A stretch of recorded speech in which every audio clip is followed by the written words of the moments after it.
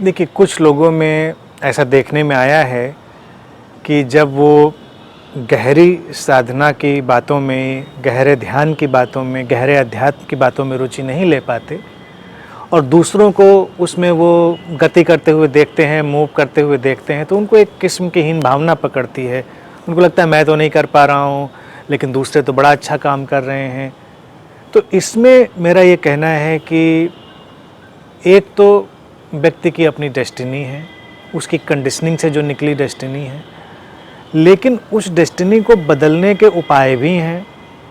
कई बार व्यक्ति के अंदर उतना साहस नहीं है, उतनी रुचि नहीं है और उतनी समझ नहीं है। इस कारण से वो उस रास्ते पर नहीं चलता। जब किसी के अंदर वो साहस पैदा होता है, उतनी रुचि पैदा होती है, उतनी समझ आती है, तो वो इंटेंसिटी, वो जो तीव्रता है, वो उसको खींच लेती है। उसके बिना उसका रहना संभव नहीं है। तो अभी क्या है, सबसे बड़ी कंडीशनिंग जो स्पिरिचुअल सिनेरियो में बन गई है, वो लगती है कि ये बड़ी लग्जरी है, या हम इस दुनिया से हटके कोई चीज़ खोज रहे हैं जो बड़ी ही अलग किस्म की चीज़ है। जब तक व्यक्ति ऐसा मानेगा तब तक वो गहरे अध्यात्म में कभी रुचि नहीं ले पाएगा। जब वो ये मानेगा ये मेरे दैनिक जीवन से जुड़ी हुई बड़ी आवश्यक चीज़ है, यानी कि अगर ये समझ, ये अवेयरनेस हमारे अंदर आती है तो हमारा जो दैनिक जीवन है, हमारी डेली लिविंग है, वो ट्रांसफॉर्म होगी, उसकी क्वालिटी बदलेगी।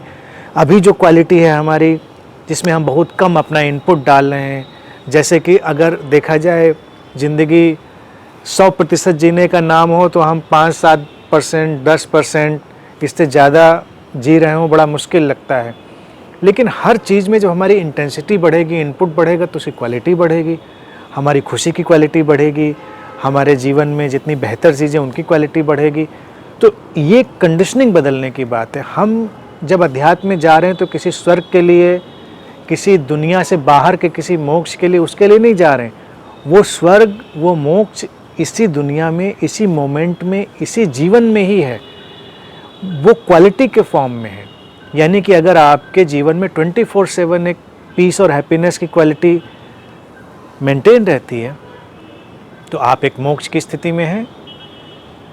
पुण्य या तमाम तरह की ऐसी बातें जो लोग सोचते हैं ध्यान अध्यात्म का उनसे कोई वास्ता है, तो उनसे कोई वास्ता नहीं है।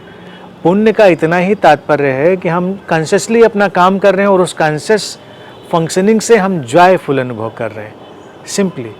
तो ये अंडरस्टैंडिंग की कंडीशनिंग आएगी तो इंसान को लगेगा नहीं, मुझे भी ट्राई करना चाहिए, मुझे भी देखना चाहिए। अब नई पिक्चर देखी कोई आ जाए, बेकार से बेकार पिक्चर हो, इंसान एक बार जाके देखने की कोशिश करता है, चलो देखते हैं शायद अच्छा लगे, क्योंकि उसको खुशी की तलाश है, इसी जीवन में खुशी की तलाश है। कहीं कोई नया रेस्टोरेंट खुले तो सोचता है चलो कुछ ट्राई करते हैं, हो सकता है कुछ अच्छा लगे, मज़ा आए।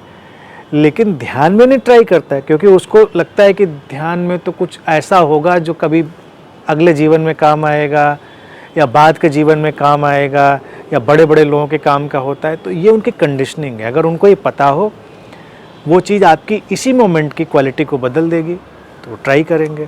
तो ये होना चाहिए, फिर मेरे ख्याल से बहुत सारे जो कन्फ्यूजन्स हैं वो दूर होंगे लोगों के।